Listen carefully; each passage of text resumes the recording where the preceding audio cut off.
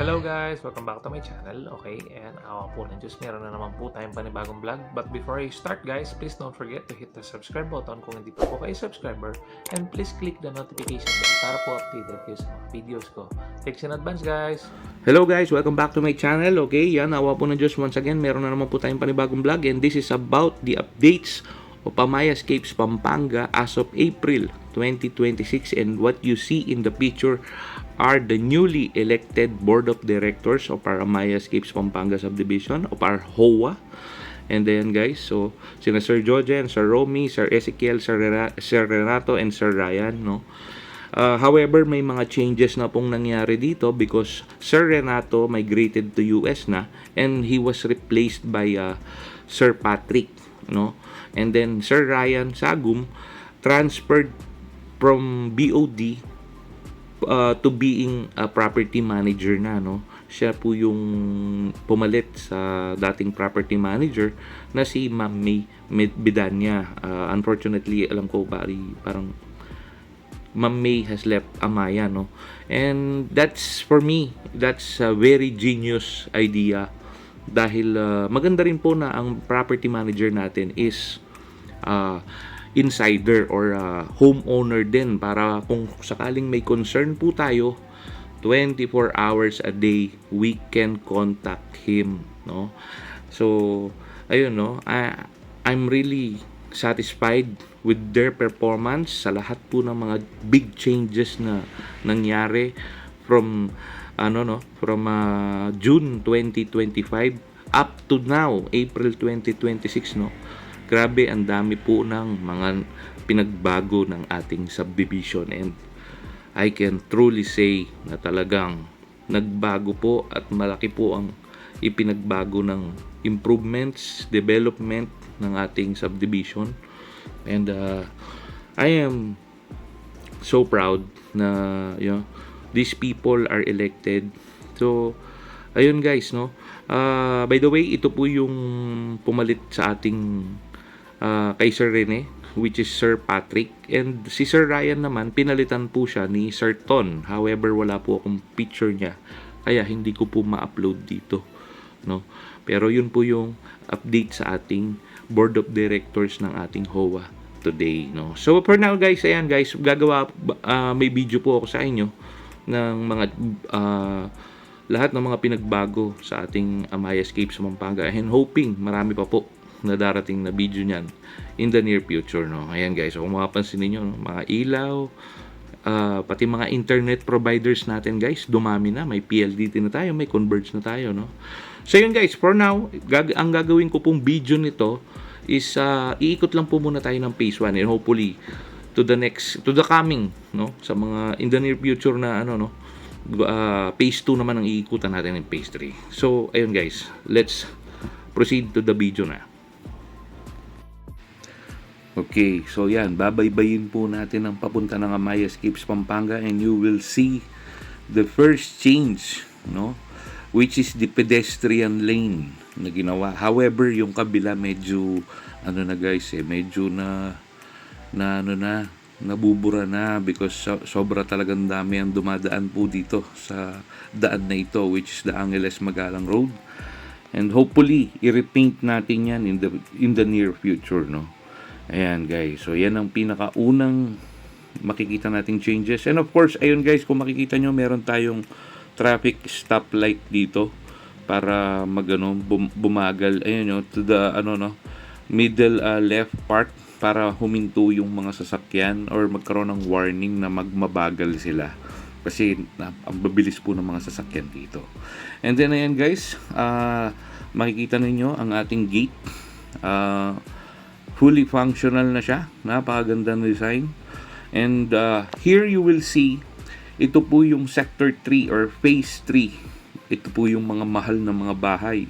Actually, ang mga price ng mga bahay dito is ranging from 3.7 million to 8 million. Ganyan po ang mga price ng mga bahay sa sector 3. And worth it naman guys, alam nyo, if you will just see it in person. Napakaluwag, napakalaki at napakaganda. And hindi ko mapapakita sa inyo yung big changes pa sa lighting natin eh. Kasi hapon ko siyang na-videohan and ayan guys, kung mapapansin niyo kapag sa gabi, dati parang ghost town ito. Halos parang walang ilaw. Pero ngayon guys, mamaya papakita ko sa inyo yung changes doon sa mga ilaw sa lahat ng mga natin, no? Sa buong Amaya. There are some part na kailangan pang ma-installan, pero I'm sure the board of directors right now are working on it, no? Meron din tayong added CCTV cameras. Ayan guys, so kung makikita niyo yung mga poste, may mga ilaw yan. Ang linaw niyan guys, ako na nagsasabi sa inyo, ang gaganda. Ang gaganda niyan sa gabi. And ayan, so dito tayo ngayon guys, makikita ninyo, papunta tayo ng pavilion. Actually, I have taken this video when they were having the General Assembly, Special General Assembly, no? Ayan guys, ayan yung to your right, makikita ninyo ang ating pavilion, ang swimming pool. Ayan, so kaya this is Sunday, taken Sunday. Ayan, makikita nyo, kaya marami pong tao is because meron pong General Assembly. Meron ding mga bazaar. Yan po yung isa pang mga changes na nangyari sa ating community. Meron ng bazaar ngayon, meron ng mga yung po yung mga nagtitinda, and let's help them, no? Kung isa po kayo sa homeowner ng My Escapes Pampanga, and sometimes you have to, please visit pavilion, no? Lalo na every weekend, may mga bazaar po dyan, and let's help them with their business, no? Our co-homeowners, no? So ayan guys, dito paikot na tayo niyan dito. Ayan, kung napapansin niyo guys, may mga humps na rin. Yan ang isa pang major changes natin, no? Dahil para din masugpo natin yung mga maiingay na mga motor, mga mabilis magpaandar ng mga sasakyan. Sana iniisip nila yung safety, no? Kasi exclusive yung subdivision natin, and then we act like that. Nakakalungkot yung mga ganong tao. Dapat sila always think of safety, no? Ayan, so kung mapapansin nyo, malapit na tayo sa main road ng phase 1. Ayan po yung tangke ng tubig natin. Ayan. So by the way, the water, MDS pa rin po ang natin, provider, and so far okay naman. Meron lang sometimes na minsan humihina. May mga konting minsan madumi, pero saan ba namang water provider ang perfecto, di ba? Pero ayun, hoping this will improve as well. And then, kung makikita niyo yung mga poste guys, ayan, lilinaw ng mga ilaw na yan. Kala nyo, sa gabi, before, matatakot ka pang maglakad dito. Pero ngayon, napakaganda na. And, ano pa ba? Ang major changes dito guys is yung kami. Kung papakita ko sa inyo guys, napakalaki ng difference dahil naayos na po yung problema ko for a very long time. If it's been 4 years na problema ko yun guys, and alam nyo kung ano yun? Yun po yung puno sa harap ng bahay namin. And at last, in 4 years or 5 years time, na solusyonan na po ng ating mga BOD ang problema kong ito. And sandali guys, ikakat ko muna yung video, papakita ko sa inyo. From the very first day after the election, agad po silang rumisponde at tiningnan yung hazard na naidudulot po ng mga puno na ito. Kung natatandaan nyo, yan po, yung picture, yung puno na yan guys. Ayan, dati, ang labong yan. Ngayon guys, naputol na po sila. Awa ng Diyos. Sana, mayroon pang konting natira, pero madali na lang po yan. At ayan guys, kung makikita niyo yung mga puno dyan, talagang nalinis na po. So sandali guys, kakat ko muna yung video bago tayo magpatuloy. Bali, ito po yung dating itsura ng mga puno na nagkakalat sa daan, na halos nakakatakot daan ng lugar na ito dahil sa mga bumabagsak na puno, ng mga mangga, sorry. And of course, mga langaw na napakarami. And guys, makikita ninyo, nagawan po ng paraan yan ng ating mga bagong BOD. And tingnan nyo ngayon guys yung bagong itsura niya sa pagputol nila ng mga puno. Tingnan niyo naman guys, ito binidyoan ko ito ng gabi. Ayan guys, kita nyo, umayos. Ito pa po yung video noong kasalukuyan na pinuputol na yung mga puno. Makikita nyo guys, ayan o, inuunti-unti na. Wala akong masabi guys. Siguro halos 2 buwan din ang inabot ng pagputol ng mga ito kasi napakahirap, nakakatakot talaga actually. Ayan guys, talagang kinalbo na para hindi na makapinsala pa. Kasi kung natatandaan ninyo guys, natamaan yung sasakyan ko nung bumagyo dyan. And yung taon-taon na pagbagsak na lang ng mga mangga dyan. So, delikado ito sa lahat ng mga dumadaan dyan. Actually, ang susunod pa nga nila na niyan dyan, ang susunod na project nila dyan ay hopefully yung mga humps.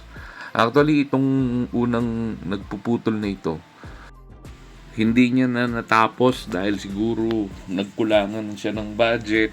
Oo, siguro naisip niya na hindi na niya kayang mahakot lahat, kaya kumuha ulit sila ng ibang puputol. Pero itong puputol na ito guys is under DENR na, para at least legit po ang lahat. Kung mapapansin nyo, nagtuturo ako dyan ng mga kailangan ayusin. And alam nyo kung ano pa yung pinakamaganda rito guys, is alam nyo, hindi nawala yung na nagbabantay yung yung dalawang BOD dito sa pagputol ng mga puno. I'm really thankful to Sir Ryan, Sir Ezekiel, and to Sir Rene from helping us, no? Kasi binabantayan nila kung tama ba yung pagputol, kung safe ba ang lahat. So, ayun, no? Maraming oras na nandito sila, tini-check nila. Talagang makikita nyo guys yung support, napakatindi. And ayan guys, so nagpapasalamat lang talaga ako dahil sobra talagang relief sa amin to. Siyempre of course safety na rin ng mga dumadaan dito. At ito yung para sa akin ito yung pinaka major na ginawa nila. And ayan guys, ang sinasabi ko sa inyong street light na nilagay nila, talagang lumiwanag po ang ating community. And guys, so meron pang mga ilang poste na hindi pa nalagyan, pero malaking bagay na yan guys, unlike before. Ayan guys, so tingnan nyo, ito wala pang poste, wala pang ilaw noon. O ayan, yun yung dating itsura nung wala pang ilaw. And ayan, so then na guys, nung nilagyan na, talagang sumobrang liwanag na po ng ating mga daan. By the way guys, before I forget, no, ayan guys, ito yung halos first day pa lang po nila sa pagkakaupo sa BODs. And ayan po guys, nung nireklamo po namin ng mga punong ito, ayan po, pumunta agad sila, ang ating mga BODs, together with Sir Eddie, the former Vice President of BODs, na major advisor nila. And ayan guys, so thank you talaga sa kanila guys, napakalaking bagay. And ito, may papakita rin akong picture sa inyo guys, na kung saan sina Sir Ryan, Sir Rene, yung sina Sir Ezekiel hindi ko na napicturean tsaka si Sir Jojen pero talagang bantay sarado sila sa pagputol po ng ating mga puno, no?